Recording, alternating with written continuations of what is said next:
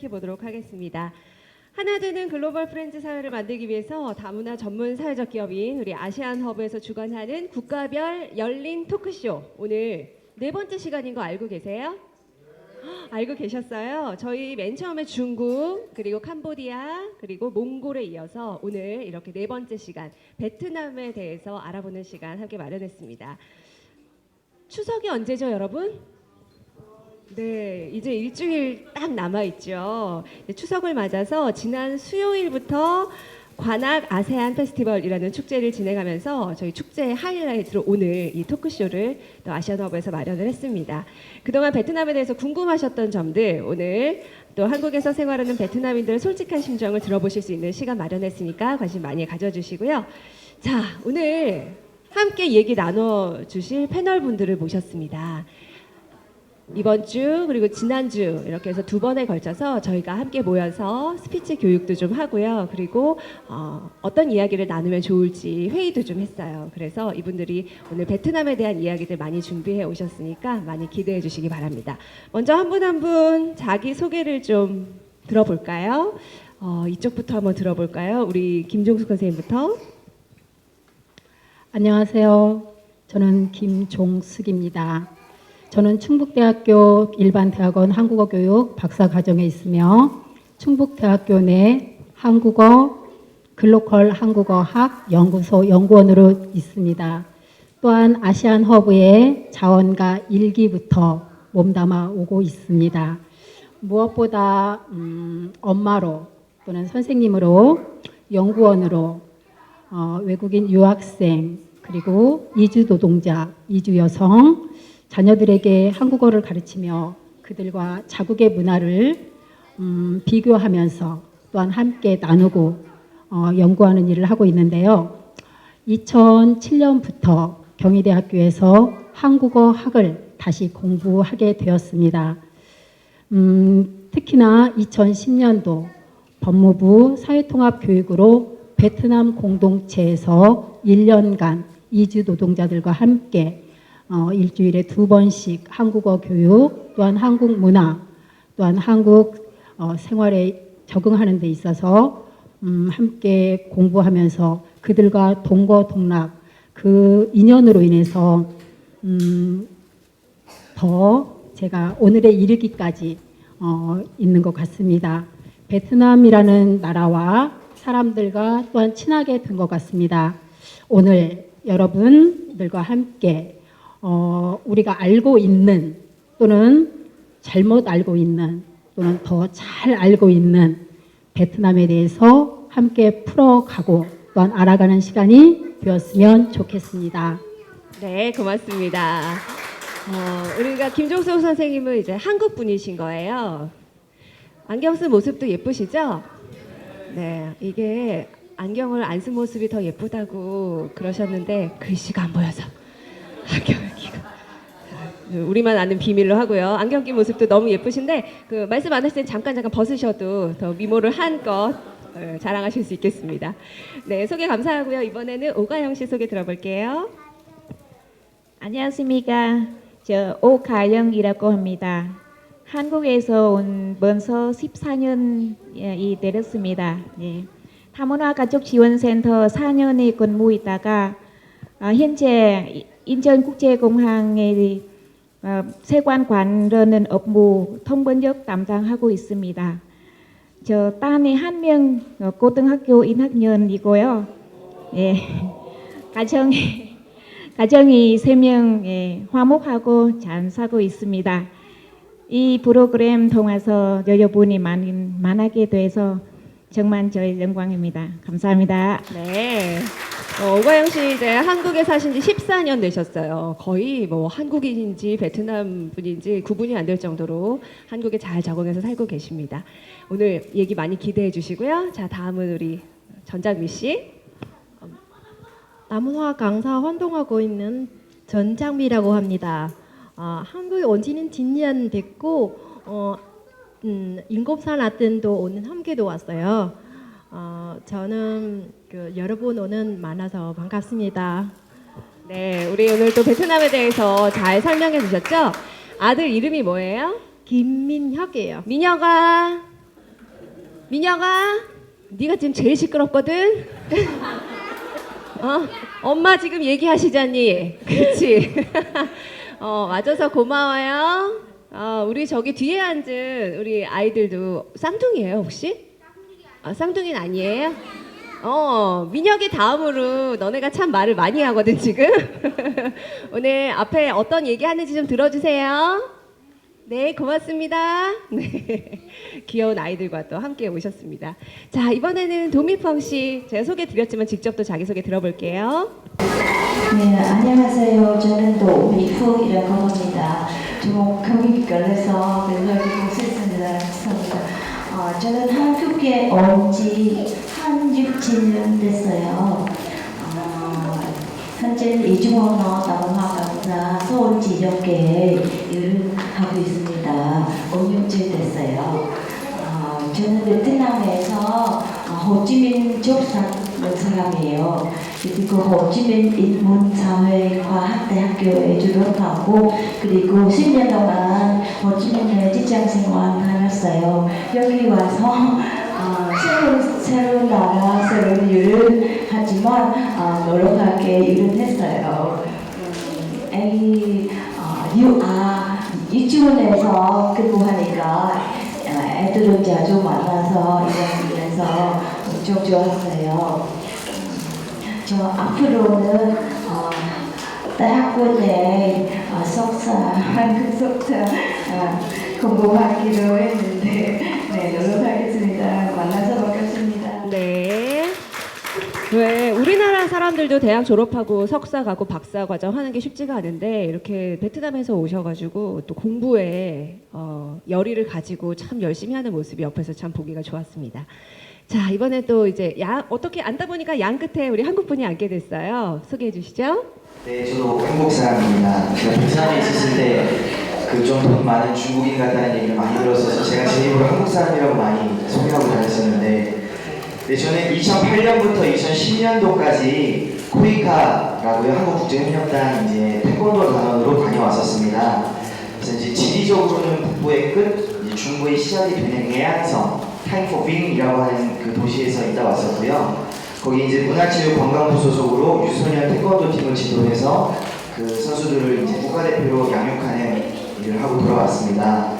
제가 있었던 지역은 베트남인으로서 자긍심이 특히 높은 지역이에요. 왜냐하면 베트남의 영웅인 호치민이라는 사람, 그 이제 베트남 사람들에게는 박호라고 해서 뭐 호치민 외삼촌 뭐 이런 의미로 불리는 그런 분이 살던 생가가 있었던 지역이에요. 그래서 그 사람들이 굉장히 자긍심이 높은 지역인데 거기에는 외국인이 이제 10명 넘지 않는 곳에서 제가 있었었어요. 그래서 베트남어를 할 수밖에 없었었고 또 그 베트남 기숙한 곳에서 학생들을 지도하면서 한국인으로서 느낀 베트남 사람이 굉장히 많이 있어요. 그래서 오늘 그런 얘기를 들려드리려고 이제 나오게 됐습니다. 만나서 반갑습니다. 네.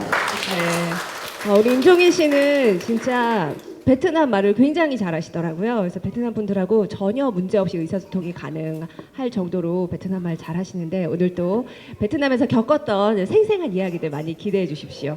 이렇게 직업이 참 다양하시죠. 이분들이 뭐 다문화 강사, 또 이중언어 강사도 계시고 또 코이카 봉사했다가 돌아오신 분도 계시고 사업가 통역가 참 많습니다. 첫 번째 이제 일부 토크쇼 주제를 저희가 베트남 얼마나 아세요?로 한번 정해봤거든요. 아까 우리 전장미 씨가 소개해 주셨듯이 베트남이 굉장히 길잖아요. 그래서 뭐 문화도 다르고 언어도 다르고 음식도 다를 정도로 그렇게 굉장히 다른 나라라고 해도 과언이 아닐 정도로 많이 다르다고 하는데 북쪽 분이 혹시 누구신가요? 북쪽. 저요. 전장미 씨는 북쪽 분이시래요. 그다음에 또 남쪽 분은 누구시죠? 남쪽 분 도미펑 씨가 남쪽 분이시고 우리 가영 씨는 양쪽에 다 사셔서 남과 북을 다 알고 계시대요. 우리 가영 씨는요, 뭐 한국에서도 14년에서 한국 사람 같기도 한데 베트남에서도 남북을 다 경험하신 그런 분이십니다. 그래서 한번 좀 차이점을 얘기를 좀 해주실래요? 먼저 장미 씨가 얘기해 주실래요? 북쪽과 남쪽의 다른 점? 제가 그 남쪽은 오래 살지 않지만 그는 여행이나 한두 번 정도 여행 갔다 왔어요. 이 자이점도 있고요. 진짜 똑같은 것도 많지만 차이는 있어요. 여자 남자도 다르고 네. 뭐 문화도 달라요. 음. 언어 좀 다르고 우리 생각하면 서울 그 표준어잖아요. 부산 가면 어떻게 해야죠? 사투리 당연히 써요. 사투리 있었죠. 우리 항상생은 호지민족 남족이에요. 사투리 쓰니까 당연히 우리 잔도 있지만 남쪽 사람들이 우리 언어는 좀 약간 좀 어색해요. 뭐 가끔은 우리 옆에서 앉는 외국인 앞에서 앉는 것 같아요. 서로는 자기 그 문화 익숙하지 않고 그 언어는 표현도 잘 안 돼서 서로 인사도 잘 안 되는 거예요. 저는 뭐 양쪽 다 문화 좀 알고 그냥 다문화 강사 활동하고 제일 자연적 많은 거 남자들이 베트남 남자 진짜 열심하지만 또 다정 다감하고 특징 복종은 여자들이 뭐 경제적 좀 강하게 남종은 여자들이 부드럽고 귀여워요. 저는 여기 앉아서 좀 귀여워 보이지만 솔직히 제 집에는 호랑이 같아요. 귀엽다고 가끔은- 생각하시는 거예요 지금? 네, 귀여워요, 귀여워요. 진짜 귀여우지만 네네. 가끔 남편하고 아들은 네 엄마 무섭다. 제가 또 아니 결혼하니까 내가 경제적 때문에 뭐든 다 꽉 주고 좀 무섭게 살아야 돼. 네. 너무 착하면 안 돼요. 그러면 우리 귀여운 남쪽 여인 도미펑 씨에게 차이점 어떤지 좀 들어볼까요? 우리 도미펑 씨도 안경 낀 모습 예쁘죠? 편하게 끼고 계셔도 괜찮아요. 예뻐요. 네, 글씨가 안 보여서. 저희가 만나서 우리나라 아시다시피 우리나라 오랫동안 프랑스, 중국, 미국, 일본 식민지였으니까 그래서 서양 문화 물론 많이 영향을 미쳤습니다. 그래서 북쪽에서 1945년 일찍 독립이니까 그래서 남쪽에서 30년 후에 독립돼서 그래서 영향도 많이 서양 문화도 많이 있어요. 그래서 남쪽 사람들 북쪽 사람 차이가 몰려 있어요. 남쪽 사람들은 성격이 아까 선생님이 말씀하는 것도 비슷해요. 정일님은 그리고 활발하고 남쪽 사람들이요? 네, 활발하고 또 손님에게 친절해요. 친절하고. 네. 그리고 남쪽 사람들은 지역이랑 기후 좀 달라요. 네. 그쪽에. 그래서 사람 사는 것도 사생활도 달라요. 날씨가 어떻게 다른가요? 날씨가 두 기만 있어요. 우기랑 건기예요. 네, 비 오는 날씨, 빗질하는 날씨예요. 그래서 사람들은 말하는데 멀리 들으면 그쪽에서 사원 모양인 것 같아요. 근데 아니고 저기 뭐가 행사이나 모이는 것을 이야기하고 있어요. 그렇게 있어요. 근데 사람한테 친절하게 사랑합니다. 네, 친절한 게 키 포인트인 것 같아요. 남쪽 사람들은 귀엽고 친절한 거, 그다음에 북쪽은 조금 약간 강하고 씩씩하고 생활력 강하고. 네. 네. 그리고 가끔도 친절을 하고 네, 있어요. 가끔 친절도 하고 있어요. 네. 우리 남편 뭐 꾸러지지 않으면 네. 뭐 뭐든 다 친절해줘요. 네. 남편이 속만 썩이지 않으면 언제든지 친절할 수 있다고 얘기해 주셨습니다. 가영 씨, 네, 말씀하실 거 있으시죠? 네. 네. 여자분이 다 북쪽한 대포하고 한 명하고 남쪽도 대포 다 들었죠. 저는 양쪽에 다 사봤습니다. 그럴 잔양 아니지만 솔직히 저는 처음에 남쪽이 이사하잖아요. 처음에 그 남쪽 사람들은 처음에 무슨 말인지 모르겠습니다. 예. 그런 진짜로 정도 말을 차이거든요. 알아들을 수 없을 정도로 다른가요? 예. 그 언어가 네. 예. 처음에 그래 한 단어 사다 하면 그때 점점이 알았거든요. 왜냐 같은 나라 하기 때문에 예. 그래가 저건 뭐지니까 남쪽이 좋은 게 항상 이 덥잖아요. 그러나 옷 같은 게 많이 안 입어도 됩니다. 예. 뭐 사계천 같은 예. 그냥 북쪽에 한국이 많이 닮았습니다. 예. 그리고 북쪽의 문화가 여러분이 아다라시피 그 천년 그 중국에서 도호했죠. 그 중국 문화 예 많이 예 영향이 많이 미쳤습니다. 그렇기 때문에 거기서 남자들은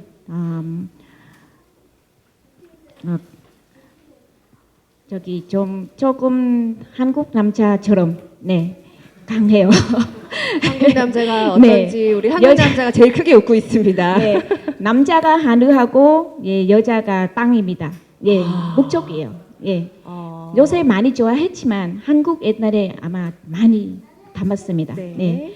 그런데 호지민이 반대입니다. 호지민이 그 30년, 20년 동안 미국이 도호했잖아요. 그렇기 때문에 서양 문화 예 많이 저기 예 담았습니다. 네. 그리고 좀 사람들은 좀 여유롭게 예 사면서 많이 걱정하지 않습니다. 예 그리고 북쪽에 그 형식적으로 많이 살았거든요. 형식적으로 예 산림이 하지만 호지민이 정신적으로 만약에 밥 먹는 중 있잖아요. 식사하는 중인데 그 아는 손이 왔습니다. 근데 밥이 대접에는 없습니다. 그러면 그냥 앉으세요. 문 드세요. 그래요. 그래 북쪽이 만약에 밥이 없어더라도 손님 왔잖아요. 그러면 같이 식사해요. 근데 밥이 없습니다. 그래 저희들은 부모님이 그렇게 많이 맞습니다. 그 형식적으로 많이 네. 그쪽이 많이 그러니까 다 다른 점이에요. 예, 다른 점하고요. 그 남자들은 저희들은 만약에 우리는 한국 남자 결혼 안 하면 북쪽 남자 결혼하고 싶습니다. 남자는 남쪽 남자와 북쪽 남자 중에 북쪽 남자가 인기가 많은 거군요. 네. 어. 책임감이 남쪽이 조금 약합니다. 네.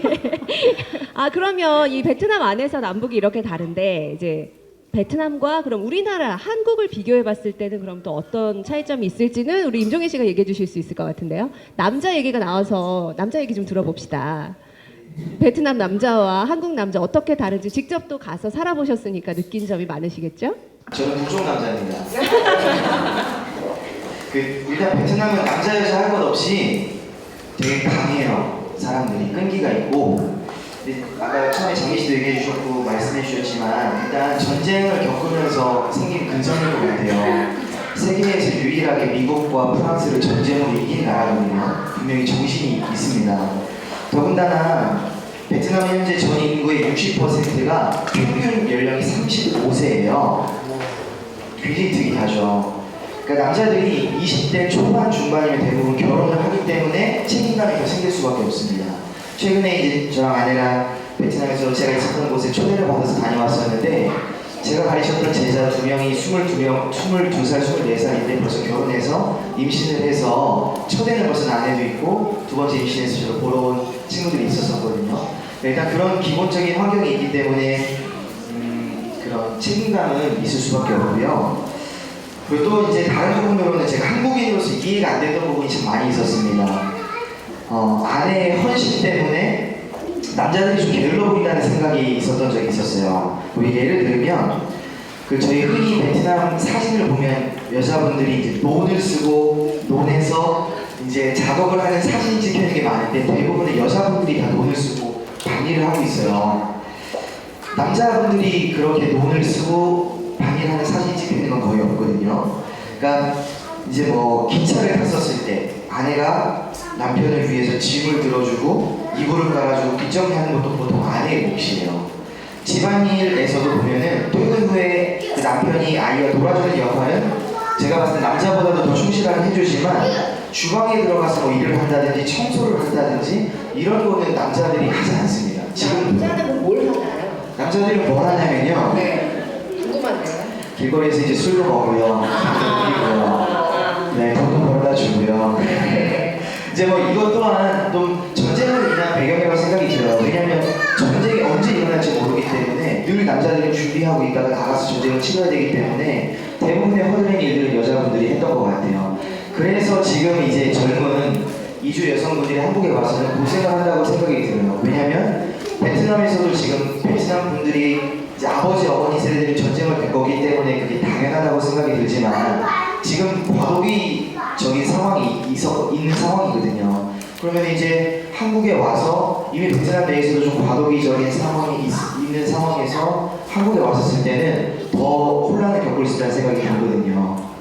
그래서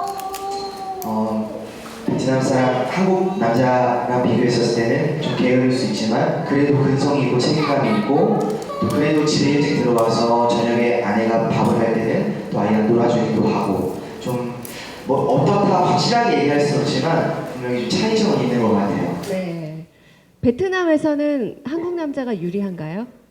베트남에서는 한국 남자가 좀 유리한가요? 베트남 남자보다 유리해요. 인기가 많습니다. 알겠습니다. 이렇게 베트남 한국 남자 차이점, 우리 오가영 씨 이제 주부 14년차 주부시니까 한국 남자와 사시는 거잖아요. 어때요? 베트남 남자와 비교했을 때? 맞아요. 말씀처럼 네. 한국 남자가 저희 여성에게 인기 많습니다. 왜 그러냐? 무뚝뚝하는데 책임감 있습니다. 예, 베트남 똑똑하지만 예, 책임감은 네, 있다는 네, 거죠? 네. 그런 저희도 남편이 베트남에서 제가 만나고 예, 거기서 아이도 거기 낳고 예, 그 다음에 한국이 왔거든요. 근데 베트남에서 저한테 더 잘해줘요. 예, 베트남 남자보다 훨씬 잘하고 저는 너무 행복했어요. 근데 한국 오니까 자기 나라는지 모르겠습니다. 완전 바꿨습니다. 예, 한국의 문화 따라합니다. 그런 거예요. 그러니까 저한테 베트남에서 내가 잘해주는데 여기 오니까 나한테 잘해주라고. 왜냐면 한국의 문화가 달라더라고요. 예, 한국 문화 좀 배우라고 그랬어요. 예, 근데 베트남에서 자기 문화 배우지 않습니다. 근데 저한테 진짜 잘해줬습니다.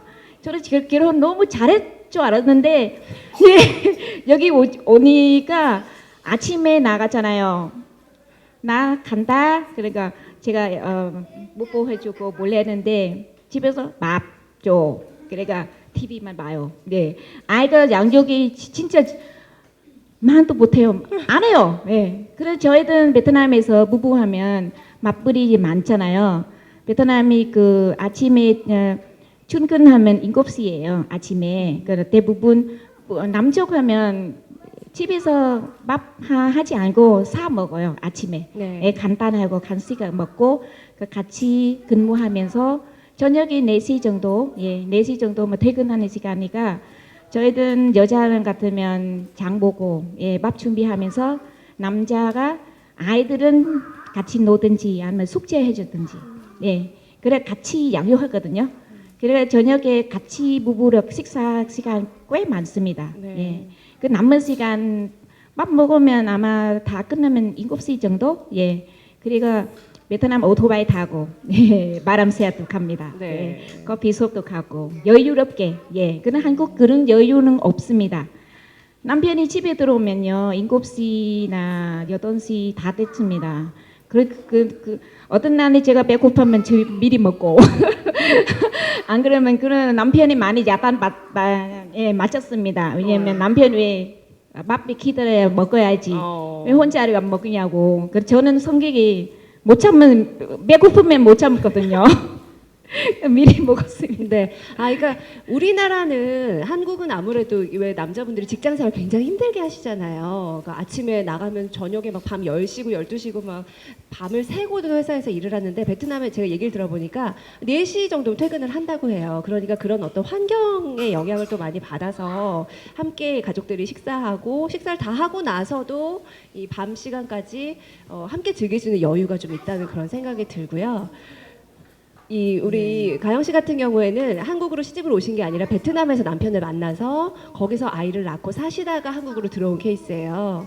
그런데 그렇게 한국에 들어와서 바로 한국 남자로 바뀌었다니까. 진짜 힘들었어요 처음에. 네. 그러니까 저는 그래서 후배들은 진짜 대단한 사람이게 네. 아무도 모르거든요. 음. 예, 한국이 베트남에서 거기 젓가락에 떼나무 있잖아요. 여기 네. 쇠로 만들어 거기 잡아도 안 잡혀요. 예, 쉽지 미끄러지죠. 않거든요. 예, 저는 다문화 가족 지원센터에서 4년 동안 근무했잖아요. 네. 다문화 그 문제가 한국 문화 예, 이해 못하고요. 아침에 대부분 남쪽이 여성 여기 결혼 왔잖아요.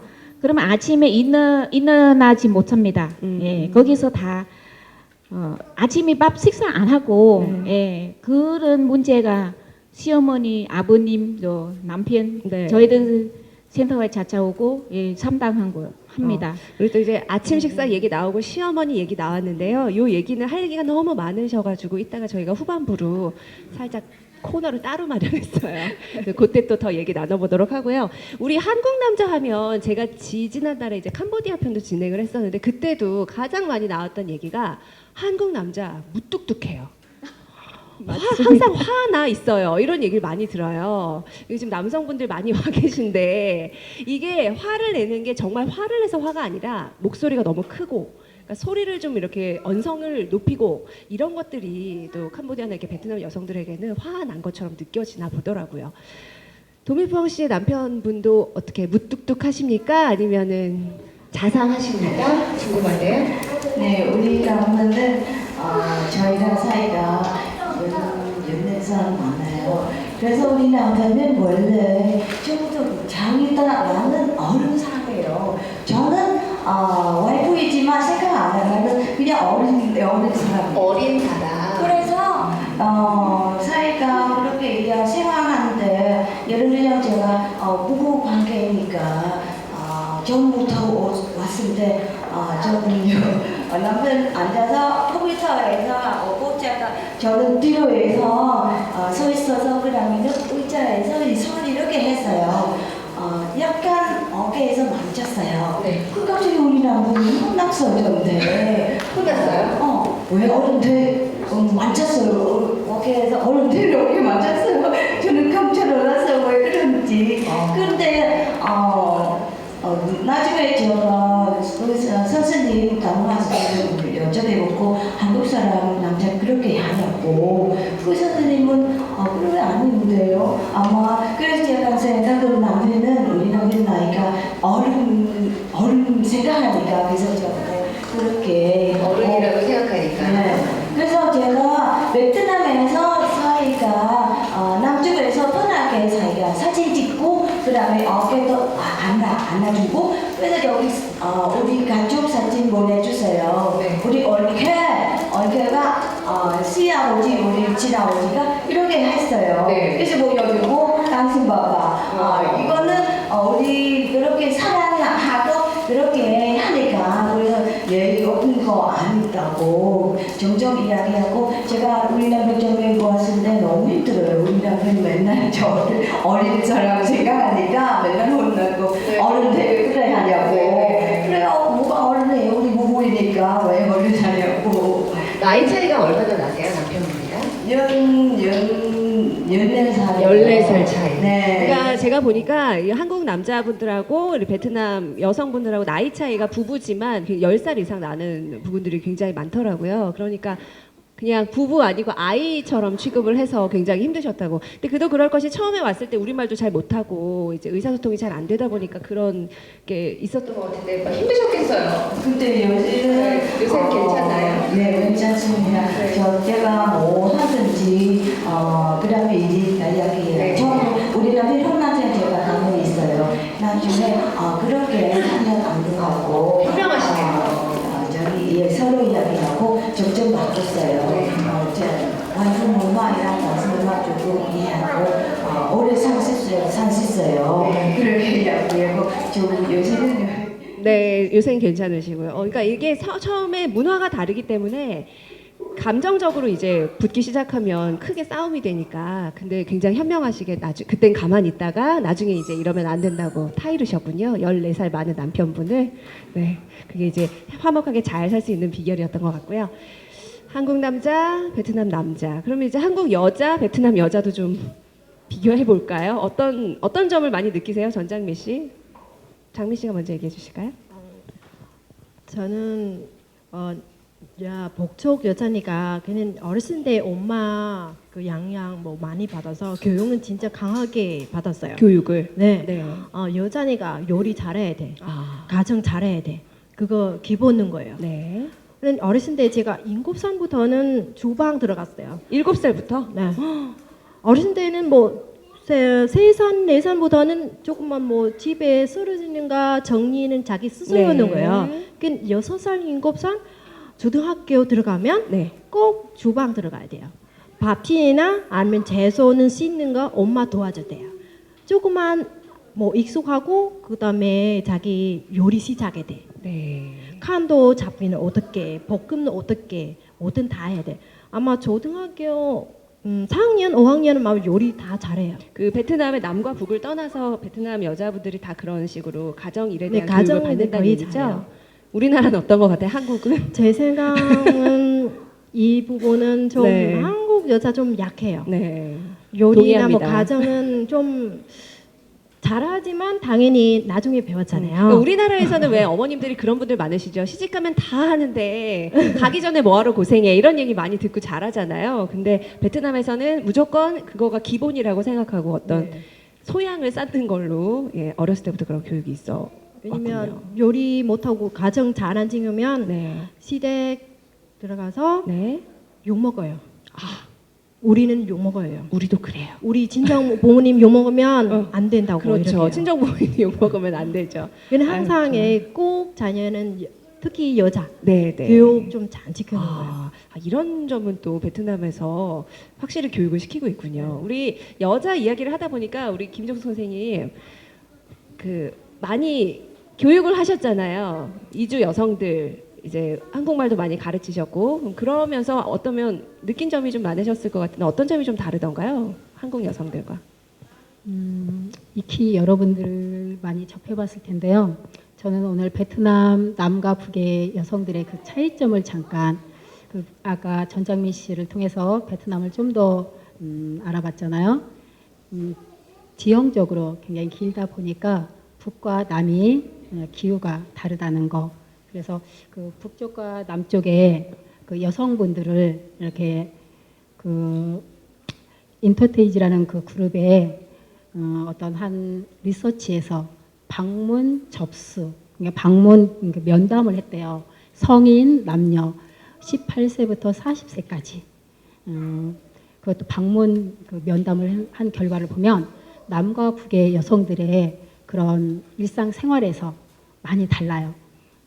예를 들어서 그 호치민의 경우 미장원이나 어떤 살롱 이런데 그 샴푸 이런 곳에서 보면 호치민 같은 경우는 무려 95%인데 하노이 같은 경우는 한 40% 그리고 겨울에는 하노이에서는 거의 영업이 되지 않는다는 그런 설문조사가 안 간다는 있대요. 거죠. 그러니까 네, 여성분들이. 네, 여자들. 네. 그다음에 이렇게 네일샵 또 얼굴 메이크업 이런 것도 보면 호치민 같은 경우는 굉장히 높은 50%가 높는데 하노이 같은 경우는 한 27% 이렇게 이런 걸 봤을 때 그러니까 미용 서비스만 봐도 이렇게 남과 북의 차이가 있고 기후적인 차이 또 앞에서 말했던 것처럼 하노이 여성들은 애교 있고 친절하고 싹싹하고 북쪽의 여성들은 좀 더 강하고 그런 것처럼 저 같은 경우도 이렇게 수업을 딱 들어가면서 안녕하세요 하면 그 다음 인사를 하기 전에 안녕하세요 하면서 딱 들어가면 이렇게 말을 해요. 예뻐요. 그래서 저는 또 우월주의에 딱 이렇게 하면 아니요. 선생님 스카프가요. 또는 선생님 반지가요. 또는 네.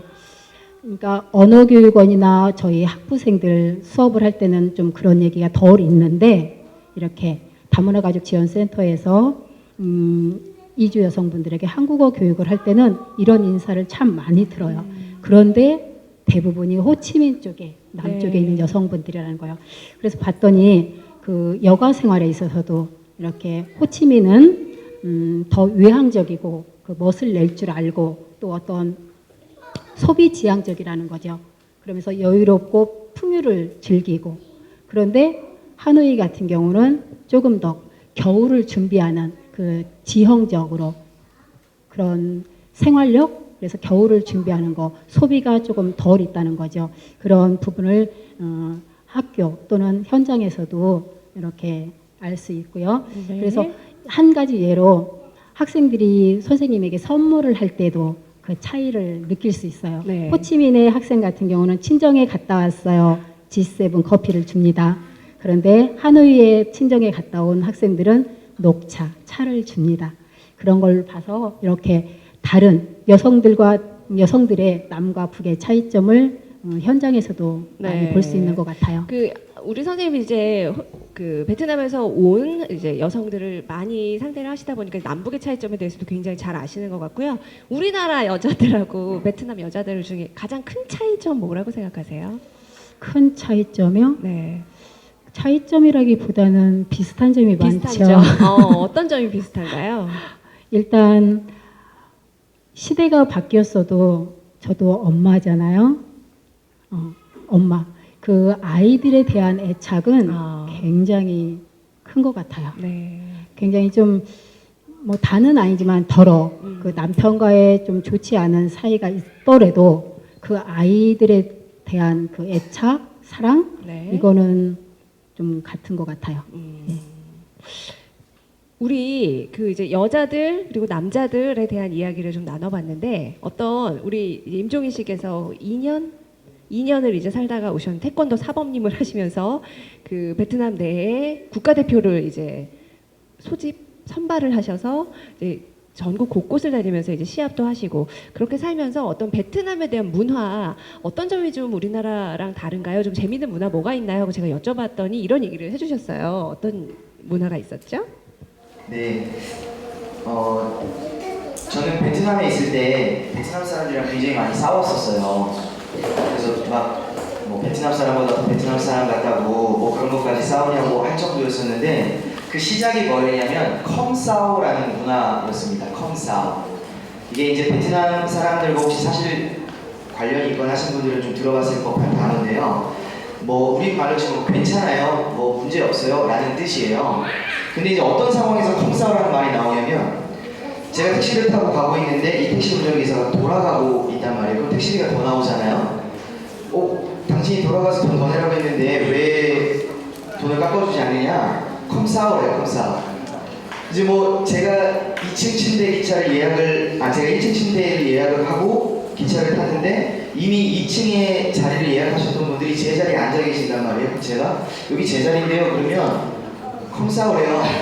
같이 앉아 계시는 거예요. 뭐 오토바이 접촉사고가 나면 제가 당했는데 컴사오가 그냥 가는 거예요. 저는 정말 화가 많이 났었어요. 근데 반대말이 뭐라고 문제 있어? 꼬싸오. 네, 문제 있어. 저는 컴사오랑 꼬싸오라고 했었었는데 근데 이제 제가 시간이 지나면서 이 컴사오가 띵감이라는 단어로 달리 해석을 하게 됐었어요. 띵감이라는 말은 뭐냐면 정감이란 말이거든요. 베트남 사람들이 저에게 했던 행동을 제가 하도 열이 받았어요. 똑같이 해본 적이 있었어요. 제가 2층 침대를 예약을 하고 1층 침대를 앉았거든요. 근데 어떤 반응이 있냐면 컴사오래요. 제가 앉으니까 누워 계셨던 할머니셨었는데 벽 쪽으로 고쳐 누우시면서 컴사오 에머이 하면서 전혀 불편하게 생각 안 하시는 거예요. 서로 그냥 다 괜찮아는 그런 거예요. 그러니까 한국 사람은 괜찮아요 하면 괜찮지 않은데 괜찮다고 하는 경우가 있잖아요. 근데 베트남은 컴사오가 진짜 컴사오예요. 공치사가 없어요. 참 제가 그렇구나 이 사람들이. 그러면서 그 할머니 고쳐놓으셨던 할머니가 뭐라고 하시냐면 빈감 이런 표현을 쓰시더라고요. 괜찮다 이런 게 정감이다. 그래서 제가 그 뒤로는 이 컴사오 문화가 되게 이제 저에게 편하게 다가왔고 베트남에서 귀국하기 전까지 굉장히 행복하게 했던 단어였었어요. 그리고 제가 저번 주에 이제 사전 행사하면서 저에게 또 하나 말씀해 주셨던 게 저보고 좀 얘기해 줬다고 하시는 게 뭐였냐면 제가 애들을 가르치면서 또 열받았던 게 뭐였냐면 애들이 실수를 하고 잘못을 해요. 그러면 그냥 웃는 거예요. 저는 운동을 했었기 때문에 어디 스승이 혼내는데 웃어? 이거는 사실 감당이 안 되는 말이었었는데 우리나라는 눈 깔고 여자 맞아야 되잖아요. 눈 쳐다보면 안 고개 숙이고 되잖아요. 있어야 되는 네. 근데 웃는 거예요. 알고 보니까 베트남 사람들은 좀 잘못하고 좀 머쓱해 했었을 때 웃어요. 이게 죄송합니다라는 표현이에요. 근데 제 제자들이 고생을 많이 했죠. 제가 많이 혼냈었으니까 그것 때문에. 나중에는 사모님 죄송합니다라고 하지만 또 웃어요. 붙여지진 않는 거예요. 제가 이제 이해하기 시작했죠. 이런 좀 컴싸움이라든지 잘못했었을 때 웃는구나. 또 그래서 더 추가로 얘기해 주신 게 뭐냐면 이제 한국 노동자들 오셨던 분들이 공장에서 일을 하면서 사장님이 좀 이렇게 꾸중거렸었을 때 웃었을 때 좀 오해를 많이 받았다고 하더라고요. 혹시 여기 그런 관련된 곳이 있다면 오해를 하지 마시고 이게 문화구나 이렇게 이해해 주셨으면 좋을 것 같습니다. 네, 그 일할 때 오해가 좀 생긴대요. 웃는 거가 미안하다는 뜻이래요. 내가 너무 죄송할 때 그 웃음으로 표현을 하는데 우리나라 사람들은 웃어? 이렇게 나가니까요. 그거 좀 그 문화적 차이는 좀 주변에도 많이 좀 알려주시면 참 좋겠습니다. 그리고 그 얘기도 좀 한번 해주세요. 여자들의 위상이 굉장히 높다면서요. 여성의 날이 네, 맞아요. 그 세계 여성의 날이 한 번 있고 베트남 여성의 날이 한 번 있어서 베트남 날이 두 번 있는 거는 전 세계에 하나 베트남밖에 없어요. 여성의 날이 두 번 있는 나라는 1년에 두 번 있는 나라는 베트남밖에 없다고. 네, 그래서 그렇게 여자분들이 허드레이닝을 많이 하시고 고생하시지만 여자에 대해서 굉장히 존중해주고 대우를 많이 해주는 거 제가 많이 봤었습니다. 네. 그 여자 왜 이렇게 우리나라 같은 경우에는 이게 여자가 지금 요새는 연상연하 커플이 굉장히 많잖아요. 여성이 남성보다 훨씬 더 나이가 많은 경우도 이제 그냥 뭐 일반적으로 그렇게 생각을 하는데 안 된다면서요? 베트남에서 그렇게 생각하면 안 된다면서요? 오가영 씨 어떠세요? 아니요, 베트남에서 같은 나라 결혼하면 그런 나이가 그런 많이 짜이지 않습니다.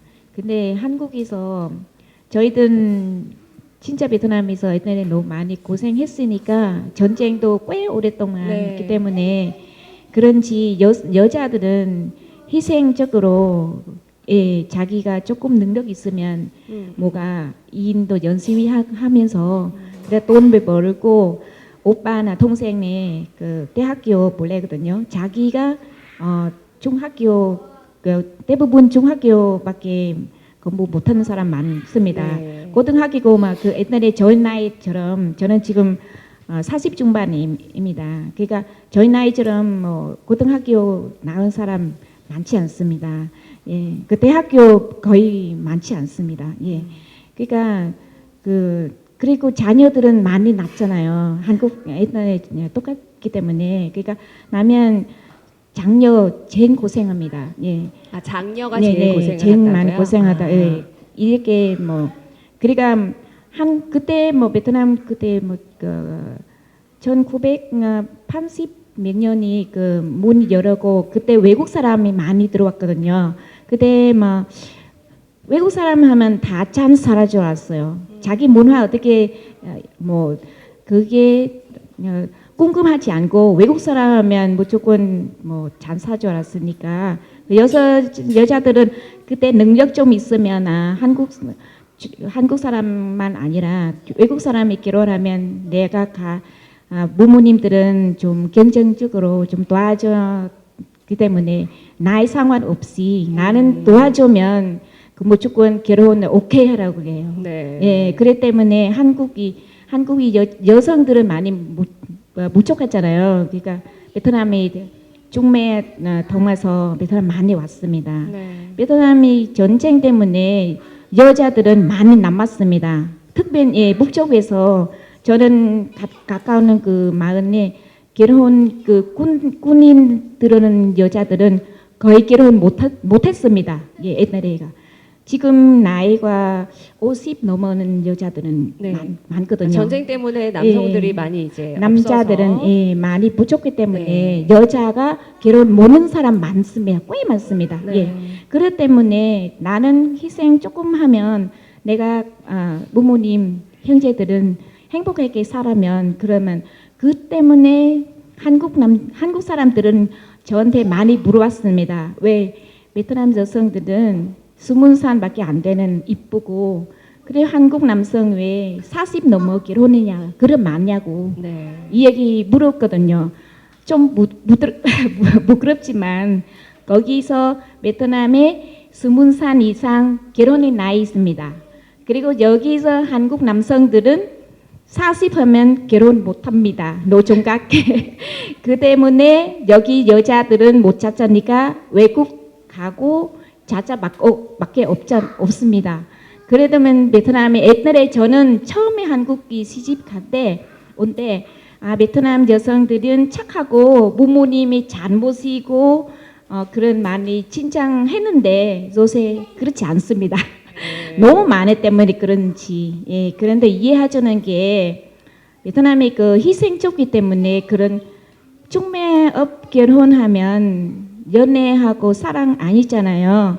하지만 저희들은 정이 많습니다. 예. 네. 처음에 가족들 시댁이 잘해줬으면 그러면 계속 갈 수 있습니다. 예. 그리고 한국 남자들은 솔직히 포현이 없습니다. 정 있지만 포현이 잘 안 해요. 예. 그렇기 때문에 사랑한지 관심하는지 저희들은 진짜 몰라요. 네. 예. 그렇기 때문에 언어도 못하잖아요. 예. 저는처럼 하면 조금 말할 수 있지만 여기 오는 후배들은 진짜 어렵습니다. 예. 언어 거기 그 의사소통 안 되니까 무슨 자기 조금만 잘못하면 시어머님, 아버님, 뭐 아주버님 같이 있었어요. 네. 예, 저희들은 센터 찾아오면 진짜 곤란합니다. 그게 그러니까 어린 거기 저 상대방 조금 바꿔 하면 그래 이해했을 거예요. 그러니까 이럴 경우도 있습니다. 한국 오는데 용돈 거의 안 줍니다. 주지 않습니다. 용돈이요? 예, 용돈. 아, 예. 생활비. 이주 여성이 생활이 그 뭐 어머니 있잖아요. 네네. 어머니 그 한 경우도 제가 참당하는 그 분도 있었어요. 저희들 경우 왔는데 카드 그 교통 카드만 주고 밖에 나가는데 뭐 오뎅 같은 1,000원도 돈이 없습니다. 현금 있었잖아요. 그는 그 돈 항상 없습니다. 그러니까 자기가 일 나가고 싶습니다. 베트남 여성이 그 경쟁적으로 강하잖아요. 누구 돈 달라주세요. 그런 말 안 해요. 예, 말 안 합니다. 예. 원래 말에 조건이 있는데 많이 안 합니다. 왜냐면 저희들은 누구 돈 여성이 20살 되면 자기 똑립이 그 성이 강하기 때문에 누구 돈 달라지 않습니다. 네. 스스로 주면 받고 안 주면 나는 직장 다녀야 돼요. 그냥 베트남 여성들은 한국이 시집 오자마자 시댁에 돈 안 주잖아요. 용돈도 안 주면 바로 공장에서 뭐 일인 나가 미리 찾았거든요. 그러니까 한국 거 거의 공부도 못 합니다. 근데요, 좀 달라고 하면 안 될까요? 좀 달라고는 안 해보셨어요? 내가 지금 돈이 없고 지금 당장 일할 수 없으니까 나 용돈 좀 줘라고 말씀은 안 해보셨어요? 저는 삼방하면 저는 만나면 그래 저 많이 얘기했습니다. 왜냐면 한국 사람들은 원래 무똑똑하니까 이야기해야 돼요. 네. 이야기야 나 돈 좀 줘요. 네. 나 돈 사용도 알아요. 그런 말 해야 될 조건이 있습니다. 이제 동등해요. 결혼하면 부부 있잖아요. 남편이 40 넘어 하더라도 여성이 20살 하더라도 결혼하면 동등이잖아요. 그렇죠. 그러면 만 조건 있습니다. 제가 상담했습니다. 예, 말해봐요. 많이 하고 만약 안 주면 언니한테 전화해달라고 했어요. 제가. 그러니까 남성한테 이야기해 남편한테 제가 물어봤습니다. 왜 용돈 하나도 안 주면 어떻게 사냐고 얘기했는데 돈은 모르는데 돈이 자기 모르는데 어떻게 주냐. 만원 주면 그냥 1,000원짜리 있는데 만원 그냥 주면 어떻게 하냐고 그런 거예요. 걱정을 그러니까 1,000원짜리를 10,000원짜리인 줄 알고 주면 어떡하느냐? 네, 그런 분도 있었어요. 네네. 그때면 제가 야 주고 여기 몰랐어요. 제가 알려드니까 네. 걱정 안 해도 됩니다. 제가 그랬었거든요. 그러니까 그분이 또 있었기 때문에 그 가정이 다 돈밖에 없는 거예요. 네네. 예, 그렇 때문에. 예. 아, 이거 얘기를 들어보니까 진짜 독립심이 굉장히 강한다는 생각이 들어요. 베트남 여성들이. 그러니까 달라고 하지 않고 내가 필요하면 내가 일을 하는. 그런데 이제 한국에 와서는 그렇게 일하는 것조차가 쉽지가 않으니까 초반에 많이 힘이 드셨을 것 같다는 예, 생각이 쉽지 듭니다. 않습니다. 네. 언어 안 되니까 공장에 나가면요, 진짜 많이 안 되니까 원급이 많이 예, 그렇죠. 그 전에는 사람 많이 깎였죠. 네네네. 맥시멈 앞으로 한국의 이제 베트남 여성을 아내로 맞이할 한국 남자분들한테 정말 그 얘기를 꼭 하고 싶으셨을 것 같아요. 용돈을 좀 이렇게 충분하게 주고 네. 예, 달라고 하기 전에 주고 네, 아셨죠? 달라고 하기가 쉽지가 않다고 하니까요. 그거 좀 미리미리 알아서 좀 배려를 해야겠다는 생각이 들고요. 자, 이번에는요. 이제 시간이 굉장히 많이 지났어요. 여러분 이제 베트남에 대해서 지금 이번에 굉장히 한국말도 굉장히 잘 하시고 그래서 베트남에 관련된 이야기가 지금 끊임없이 나오고 있는데요. 일부에서 교육 문제를 한번 잠깐 얘기를 하고 넘어가려고 해요. 민혁아? 우리 민혁이가 아니라 네네 그렇죠. 얼마나 신이 나겠습니까? 우리 아이들은 지금 앞에 있는 무슨 얘기를 하는지 관심 없는데 지금 와가지고 얘기를 듣자니까 참 힘이 들 텐데 그래 우리 조금만 조용히 하자. 그 옆에 계신 분이 조금만 신경 써주시면 감사하겠습니다. 자, 교육 문제. 우리 아까 얘기 들었죠. 베트남도 굉장히 교육열이 높다고 제가 이제 사전에 얘기 나누면서도 그런 얘기를 들었는데요. 우리 장미 씨 어때요? 교육이 어떻게 달라요? 첫 번째 제가 한국에 와서 네. 좀 한국 특히 부모님 항상은 그 애는 공부 많이 시켜요. 네, 공부를 많이 시키죠. 어렸을 때는 뭐 몇 개월 안 돼서 9개월 정도 그러면 영어 책도 읽고 주고 저는 그다음에 8개월 된 동영상- 아이를 이렇게 안고서 영어 클래스 가는 할머니를 봤어요. 그러니까 할머니가 아이를 봐주시는데 애가 8개월이에요. 근데 이렇게 데리고 뭐 이렇게 영어 선생님이 뭘 막 얘기를 해주면 그걸 들으러 간다는 거예요. 그래서 참 정말 저렇게 해서 영어 공부를 잘할 수 있을까 그런 생각이 들었는데 정말 많이 시키죠. 어렸을 때부터 네. 우리나라는 한국은. 많이 시켜서 제가 생각 처음에 우리 보시면 애는 이제는 그냥 많은 배우지만 네. 그렇게 교육도 괜찮지만 애는 너무 어렵잖아요. 네. 인식 시키면 너무 하지 않나요? 제가 가끔 생각해요. 애는 이제 놀만 되는데 어떻게 공부 네. 시작하면 힘들어요. 한국에서는 제가 생각 아마 부모님 자기 욕심 때문에 자기 나중에 애들 잘 자라고 뭐 공부 잘 되는 거 진짜 자기 스스로 모든 계획 다 올려줘서 네. 부모님 욕심 자기 원하는 거 애는 다 시켜주는 거예요. 그러니까 한국에서는 뭔가 부모님 욕심으로 아이를 교육을 시킨다는 얘기를 좀 하시는 것 같아요. 근데 베트남에서는 그러면은 아이가 원한다, 하고 싶다 그러면 시켜주나요? 다 시켜주나요? 베트남에서는 부모님은 애는 당연히 교육 자기 원하는 애지만 애는 방황 어떻게 하는지 자기 원하는 거 시켜주는 거예요. 아이가 원하는 걸로. 네. 그러면 그게 좀 많이 다른가요? 지금 한국이랑? 달라요. 왜? 자기 싫은 거 당연히 잘하지 않아요. 네. 항상은 싫어요 이렇게 표정하고 아니면 하다가는 자기 그냥 그만두고 있고. 그러니까 하기 싫은데 어머니나 부모님의 강압에 의해서 하는 공부는 잘할 수가 없다. 네. 이런 말씀이시죠. 우리 민혁이는 뭘 좋아하나요? 저미는 미애기 영어 잘해요. 영어 잘해요. 어렸을 때는 9개월밖에는 자기 영어 제가 CD 네. 돌려줘서 왜 제가 영어 노래 좋아해서 막 돌려줘서 제가 뜨는데 애는 따라서 따라하는 그렇구나. 거예요. 그 다음에 제가 막 돌려줘서 네. 자기 다음에 노래 부르는 거예요. 첫 번째 제가는 영어 시켜줬어요. 네. 넌 영어 좋아하냐? 네. 이런 영어 시켜줬어요. 또 그 다음에는 한국. 왜냐면 애는 한국에 살면서 한국 잘해야 돼. 그럼요. 지금 한국어 하지 않으니까 엄마 외국인 때문에 네. 한국 엄마보다 내가 보충하는 거 진짜 많고 대신 내가 한국어 좀 시켜주는 거예요. 네. 네. 아이가 베트남 말 잘하나요? 베트남어 좀 잘하죠. 잘해. 아니 지금 궁금해요. 우리 아이가 없으시다 그러셨죠? 우리 아이 고1 딸 베트남 말 잘하나요? 저희 아이가 베트남 공부하면 저는 2년 동안 시켰거든요. 네. 공부할 때마다 엄마 졸립니다. 졸리다고? 하기 싫다고? 하기 싫은 거예요. 네. 아 그래서 그 그러면 때문에. 그래도 네. 엄마가 베트남어로 이렇게 말하면 알아듣지 않나요? 읽는 것도 다 읽는데 대화 지금 잘 안 돼요. 아, 읽는 건다 아는데 잘 대화가 안 잘 안 되는데 진짜 아기 때부터 이종 언어 다 교육하면 좋은 것 같습니다. 네, 네. 생각하고요. 예, 예.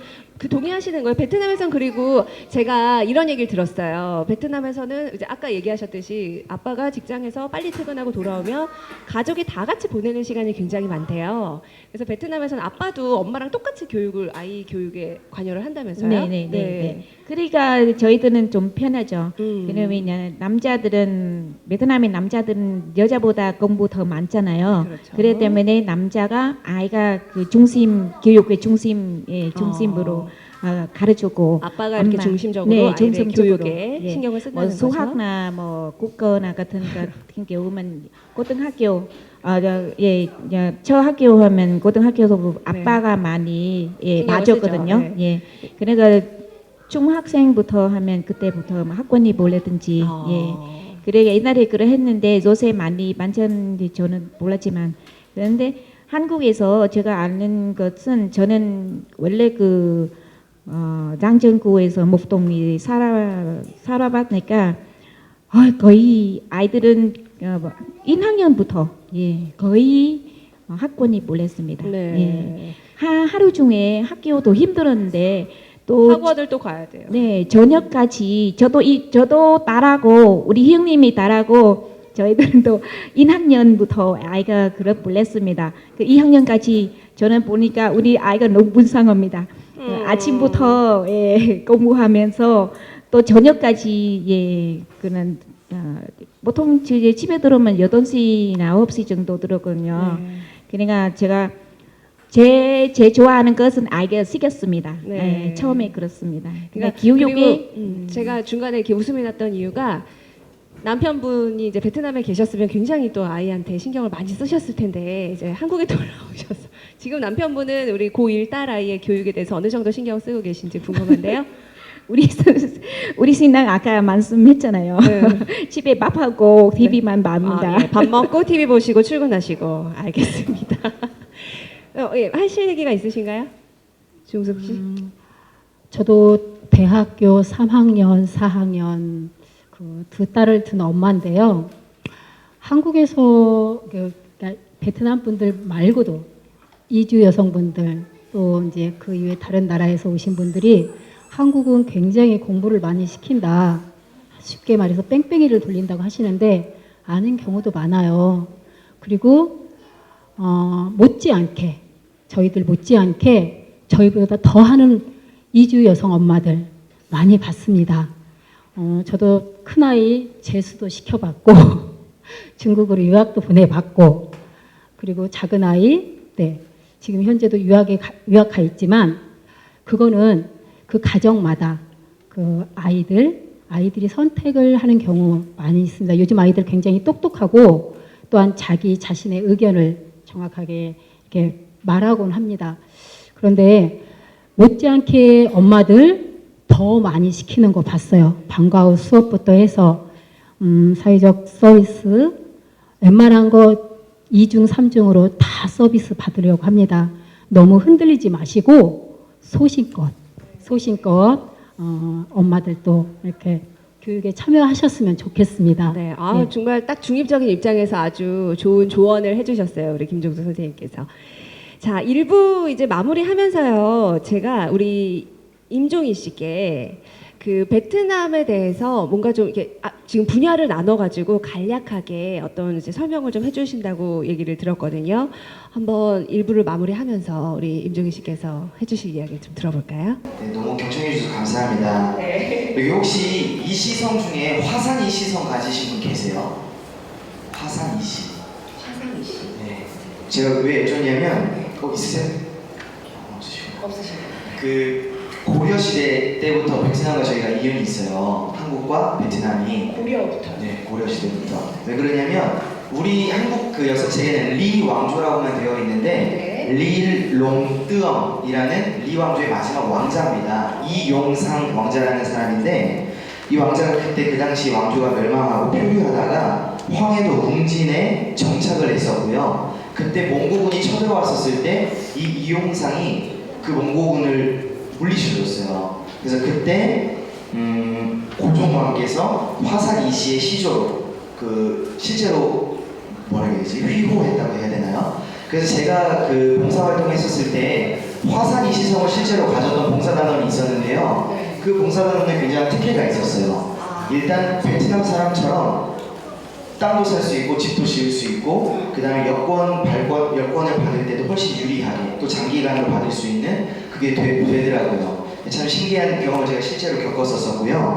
그 조선시대에는 그 조선왕조실록에 보면은 이제 한시를 서로 겨루었던 상대로 마지막까지 올라왔던 상대가 보통 베트남인의 그 베트남 그런 실력가들이 있었더라고요. 한국 사람들과 이렇게 한시를 겨루게 됐었었고 조금 이렇게 점프를 해서 근현대로 와보면 한국과는 1992년 12월 22일부터 수교를 시작했었습니다. 물론 한국에 이제 좀 물자가 들어간다지 했던 그런 작업은 1988년부터 진행은 됐지만 공식적인 거는 92년부터 시작이 됐었어요. 그게 독특한 기록이 있는데요. 그게 뭐냐면 2004년도, 2006년도에는 노무현 대통령이 방문을 했었었고요.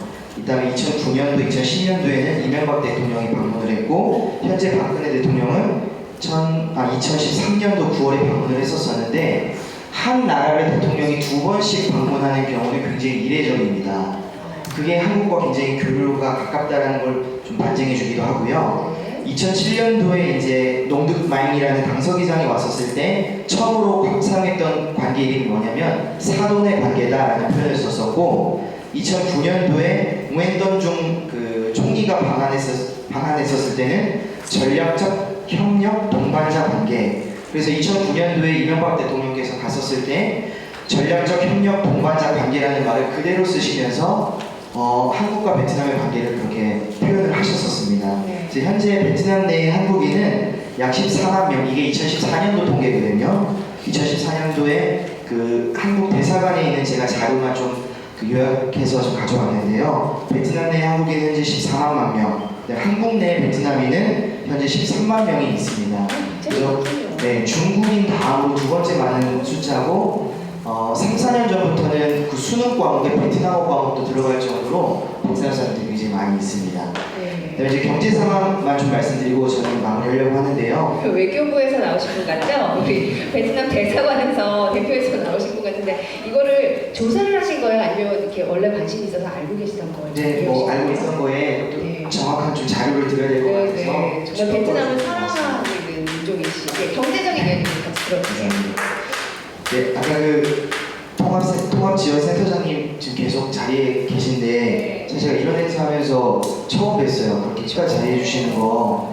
아까 그 서두에 언급해 주셨었는데 이게 그 2015년 9월 4일에 나와 있는 자료니까 더 좀 업데이트된 자료입니다.